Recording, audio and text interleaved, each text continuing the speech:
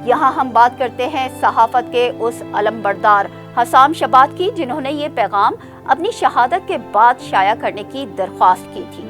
उनका कहना था कि अगर आप मेरा ये पैगाम सुन रहे हैं तो इसका मतलब ये है कि मैं शहीद हो चुका हूँ, और ज्यादा इम्कान ये है कि मुझे इस्राएली काबिज अफवाज ने निशाना बनाया है।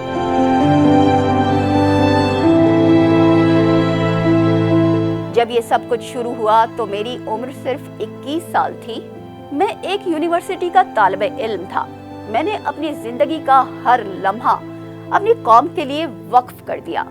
मैंने शुमाली ग़ज़ा में होने वाले मज़ालिम को लम्हा ब लम्हा दस्तावेजी शक्ल में महफूज किया, ये अज़्म करके कि मैं दुनिया को वो सच दिखाऊं जिसे छुपाने की कोशिश की जा रही है। मैंने फुटपाथों पर, स्कूलों में, खैमों में जहां भी जगह मिली वहां सोया, हर दिन जिंदगी और मौत की जंग लड़ी। मैंने महीनों भूख बर्दाश्त की, लेकिन कभी अपनी कौम का साथ नहीं छोड़ा। खुदा की कसम, मैंने बतौर सहाफ़ी अपना फर्ज अदा किया। मैंने सच दिखाने के लिए सब कुछ, यहाँ तक कि अपनी जान भी दांव पर लगा दी, और अब आखिरकार मैं सुकून में हूँ।